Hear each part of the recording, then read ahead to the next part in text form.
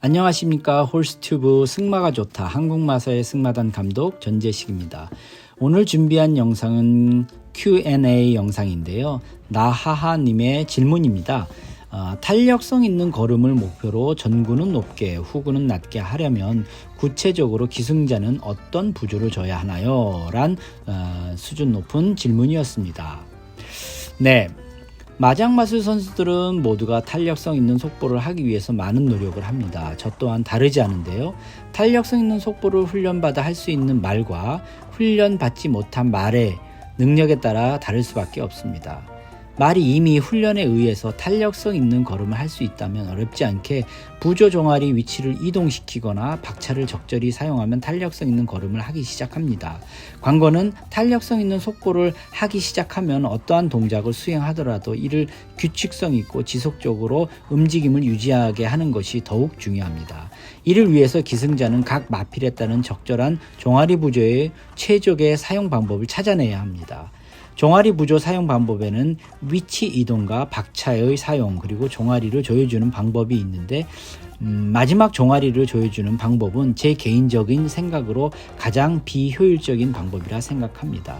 앞에 종아리의 위치를 이동시켜서 동시에 박차를 적절히 사용하는 것이 가장 효과적이고 효율적인데 말이 종아리를 이동, 위치시켰을 때 원하는 동작을 잘 한다면 박차의 사용은 굳이 하지 않아도 됩니다. 이러한 마필은 아주 우수한 마필일 것입니다. 다음에는 기승자의 곱비의 사용인데 각 기승자마다 곱비의 사용 강도가 다르기 때문에 이에 따라 말들에게도 그 작용이 다르게 나타나게 되는데 가장 좋은 방법은 온도빛이 되어 있는 상태에서 곱비의 연결이 가볍게 되어야지만 최고의 움직임을 나타나게 됩니다.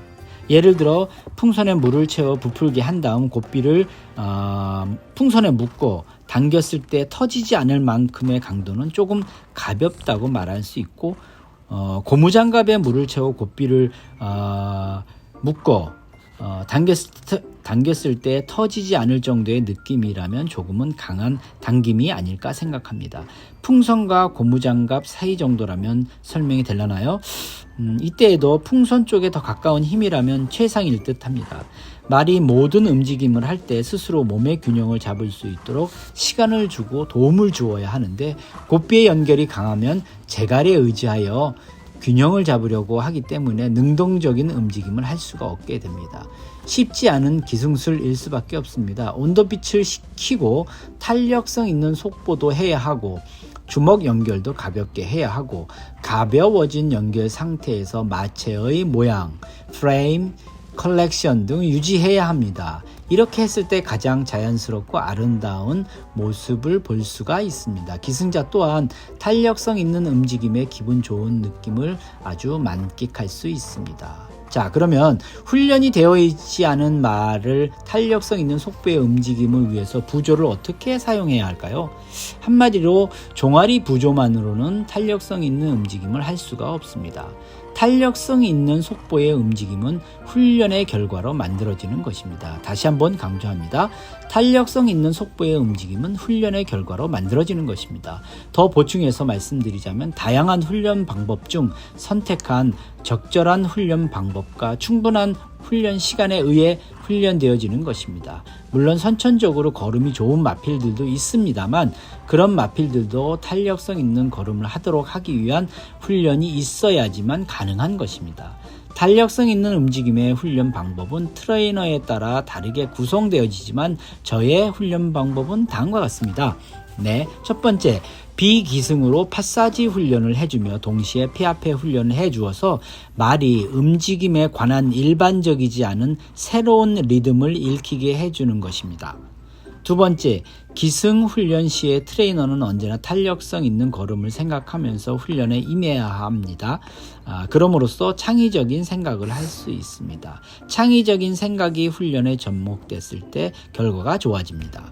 세 번째, 처음부터 탄력성 있는 움직임을 요구하지 말고 트레이너가 알고 있는 이 훈련에 대한 지식 범위를 넓히려고 노력해야 하며 그 전에 해야 할 동작들의 완성도를 높여줍니다. 활달성, 직진성, 곡선 운동에서의 밴딩, 즉각적인 평보에서 속보로의 이행 등등을 말할 수 있습니다. 네 번째, 비기승 파사지 피아페 훈련을 한 같은 장소, 같은 지점에서 기승하여 파사지 피아페 훈련을 해줍니다.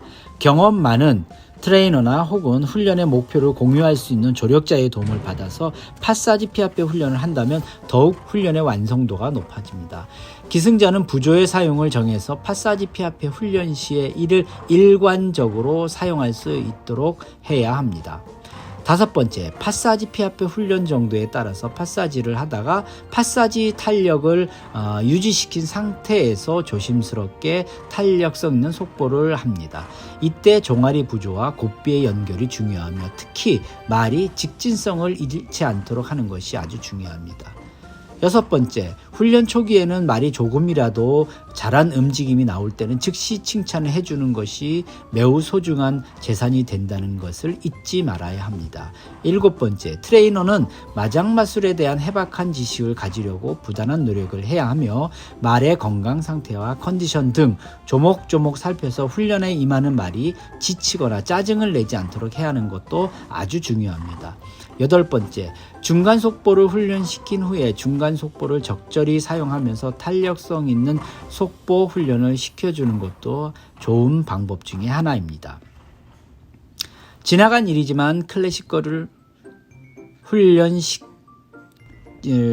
때 저에게는 클래식거래 훈련이 너무 소중한 재산이 되었습니다. 그때를 돌이켜보면 탄력성 있는 속보를 시키기 위해서 이것저것 안 해본 방법이 없을 정도인데 특히 당시에 마장마술류 가장 유명했던 말이 토틸라스였습니다. 지금은 이 세상에 없죠. 안타깝습니다.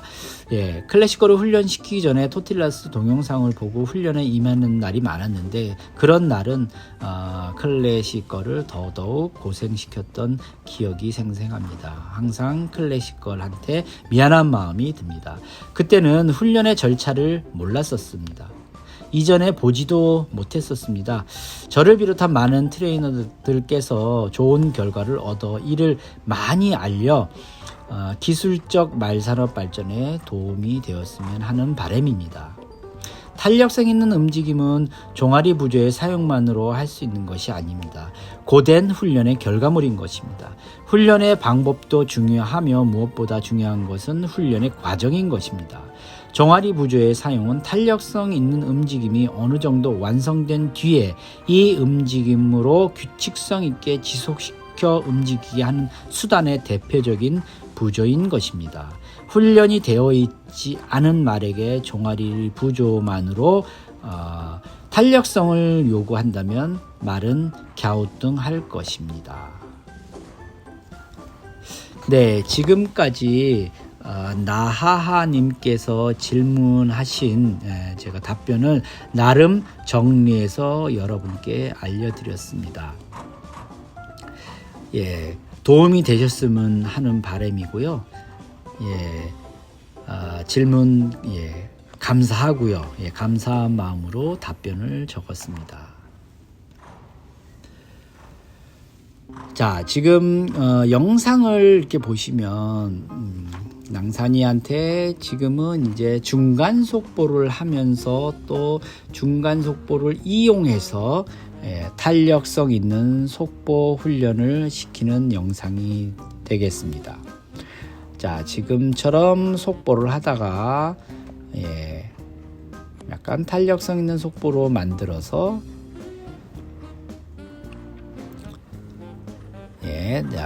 중간 속보를 먼저 시켜줍니다. 그리고 다시 탄력성 있는 속보, 파사지와 같은 느낌, 파사지는 아니지만 파사지와 같은 느낌을 가지도록 노력합니다. 그리고 말에게도 파사지와 같은 비슷한 그런 다른 동작, 다른 리듬의 동작을 하도록 요구합니다.